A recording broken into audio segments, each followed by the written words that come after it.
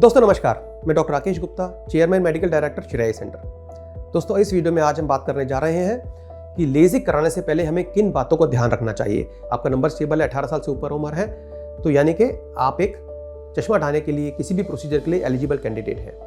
तो यहाँ समझने की बात है कि आपको कोई भी मेडिकल हिस्ट्री है, चाहे आंखों में कोई चोट की हिस्ट्री हो, ऑपरेशन की हिस्ट्री हो, लेजर की हिस्ट्री हो, कोई दवाएं चल रही हो, हार्मोन्स की थेरेपी चल रही हो, कोई डायबिटीज़ हो, थायराइड हो, पीसीओडी हो, कुछ भी हो, सारी बीमारियां शरीर की, चाहे आप बिल्कुल इररिलेवेंट समझते हैं, अपने डॉक्टर को जरूर इतला कर दें, क्योंकि हो सकता है आपकी मेडिकल कंडीशन को देखते हुए वो डॉक्टर आपको स्पेशल प्रोसीजर एडवाइस करे या कोई स्पेशल प्रिकॉशन ले।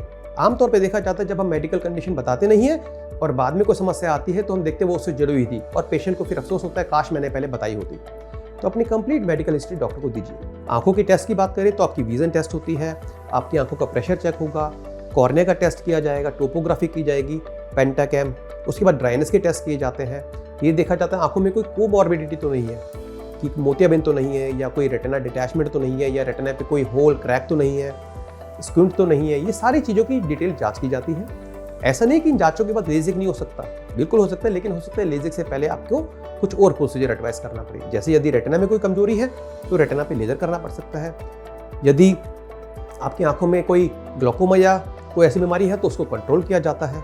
यदि स्क्विंट है तो हो सकता है उसके ऑपरेशन की सलाह दी जाए, चाहे लेजिक से पहले या लेजिक के बाद।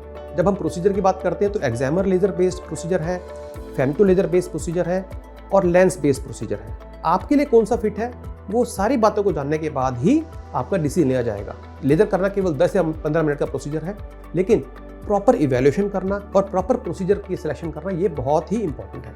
यदि आपका नंबर 3, 5, 4 या अप टू 7, 8 है तो आपकी आंखें लेजर के लिए फिट हो सकती है, बशर्ते आपका पेंटाकैम की रिपोर्ट नॉर्मल है। आजकल देखा जा रहा है यदि 8 से ऊपर नंबर है तो हम लेंस बेस्ड सर्जरी पे ज़्यादा रिजल्ट्स बेटर दे पा रहे हैं। अब लेंस कौन से होते हैं? ICL है, एपीसीएल है और ऐसी और कंपनी है जो इस तरह के लेंस बना रही है जो आंखों में परमानेंट फिट हो जाता है। केवल 4-5 मिनट का प्रोसीजर होता है एक आंख का।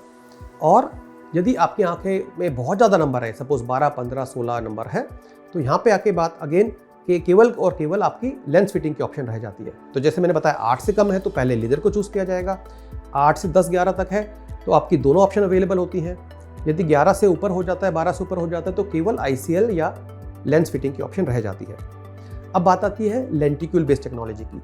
तो देखा जाता है यदि नंबर 1, 1.5, 2 है तो ऐसे में एग्जामर लेजर बेस्ड प्रोसीजर ज़्यादा सेफ माने जाते हैं। लेकिन यदि आपका नंबर 3 से 6, 8 तक है तो लेंटिक्यूल एक्सट्रैक्शन भी आपको अच्छे रिजल्ट दे रहा है। यदि एस्टिग्मेटिज्म ज़्यादा है तो कस्टमाइज लेसिक आपके लिए ज़्यादा अच्छा रहेगा। यदि आपका एस्टिग्मेटिज्म नहीं है, स्फेरिकल नंबर है, तो लेंटिक्यूल भी आपके लिए बहुत सेफ रहेगा।